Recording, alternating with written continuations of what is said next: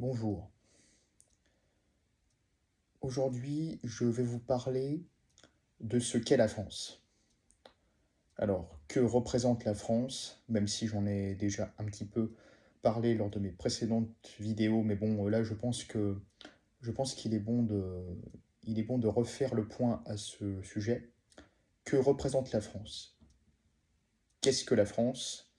Pourquoi est-ce fondamental d'aimer notre pays? Pourquoi est-ce fondamental euh, d'inciter un certain nombre d'étrangers à s'assimiler à sa culture, à son histoire, à ses mœurs? Pourquoi est-ce si fondamental? Alors, premièrement, pour moi, la France, c'est un conglomérat de peuples, alors qui, au départ, étaient d'origines diverses, avec des croyances diverses, avec des cultures diverses, etc. Certes, mais c'est avant tout un pays qui s'est rassemblé et qui s'est construit sur l'Église catholique.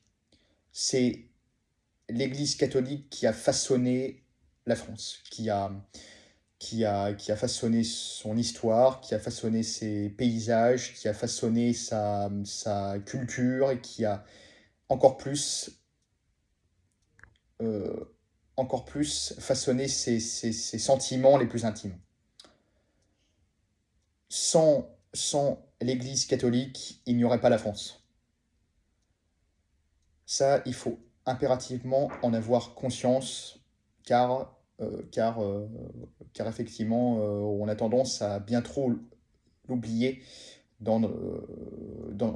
comment dirais-je, dans notre époque qui fait fi de toute transcendance. Deuxièmement, la France a été construite par les rois. Ce sont les rois de France, d'abord qui furent francs bien sûr qui étaient venus de l'Est de l'Europe. C'était les rois des Francs, c'était des rois païens, mais qui ont tous été convertis au catholicisme par, évidemment, la culture catholique, euh, catholique pardon, gréco-romaine qui existait avant. Donc ce sont des rois chrétiens qui ont également fait la France en termes de loi, en termes de morale bien sûr, en termes de, comment dirais-je, en termes de sacralité. C'est-à-dire que être le dirigeant de la France implique un caractère sacré, dans le sens où la France s'est façonnée sur la sacralité. Donc effectivement sur la sacralité religieuse, sur la sacralité des mœurs, sur la sacralité de la morale, ainsi que sur la sacralité royale.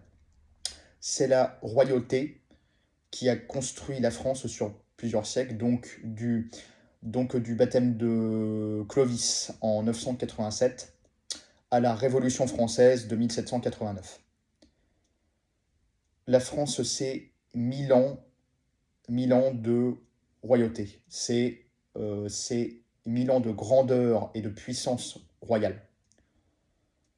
La France, c'est la codification de textes de loi, c'est la codification d'une morale, et, et, euh, et c'est la forme quand même beaucoup plus passive, beaucoup plus invisible, beaucoup plus charnelle des profonds sentiments patriotiques et nationaux français. La France, pour moi, c'est un sentiment. C'est un sentiment, c'est une sorte de sensation que les individus ressentent lorsqu'ils parviennent à voir la beauté indicible et indescriptible de ce pays. La France, évidemment, que ce sont des lois importantes, que ce sont des événements historiques fondamentaux, évidemment. Mais pour moi, c'est avant tout un sentiment charnel. Qu'est-ce qui nous donne envie d'aimer la France? Qu'est-ce qui nous donne envie de se battre et de même mourir pour elle? Qu'est-ce qui nous donne la flamme d'autant aimer ce grand pays, etc., qui nous a tout offert, bien sûr, effectivement donner une chance immense pour nos pauvres vies, qu'est-ce qui provoque un tel sentiment national français? Eh bien, moi, je dirais presque que c'est, encore une fois, de l'ordre du sacré. Ce pays est pour moi une terre sainte. Pour moi, c'est un territoire sacré.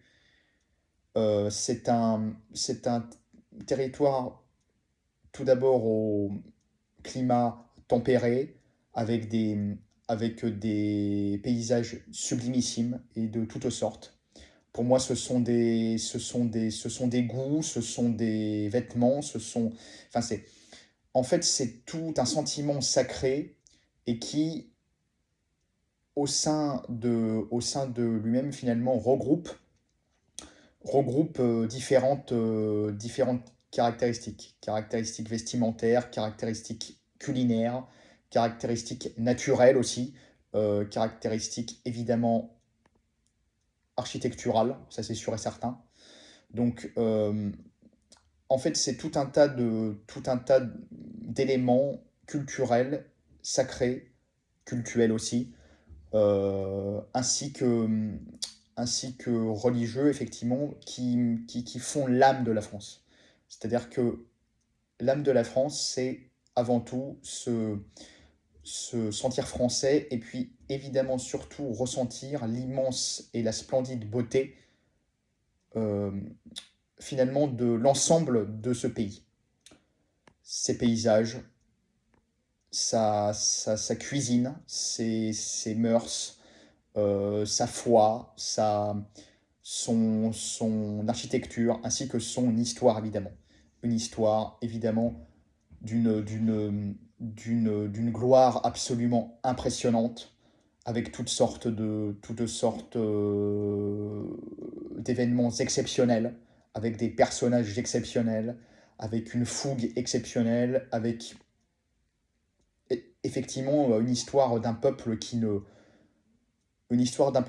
n'abandonne jamais sa mère, c'est-à-dire la nation française. Pour finir, moi je vous résumerai également ce que je pense de la France. Alors, premièrement, en termes de foi, en termes d'accueil des étrangers et qui ont évidemment vocation à s'assimiler. Tout ce sentiment qui me fabrique effectivement depuis que je m'intéresse et puis évidemment depuis que j'ai développé un amour immodéré de la France. Pour moi, il se résume si je puis dire, une seule sentence. Elle a donc été prononcée par notre cher général de Gaulle à Alain Perfit. Pour moi, la France, c'est absolument mot pour mot ce qu'il a dit. C'est très bien que la France ait en son sein des Français jaunes, ainsi que des Français noirs, ainsi que des Français bruns. Cela prouve que la France a une vocation universelle. Mais il faut qu'il reste une petite minorité, car sinon la France ne serait plus la France. En effet, nous sommes avant tout un peuple de race blanche, de culture gréco-romaine et de religion chrétienne. Pour moi, cette citation est la parfaite synthèse de l'identité et de l'âme même de la France. Sur ce, je vous souhaite une agréable soirée et surtout, vive notre cher et vieux pays, vive la France.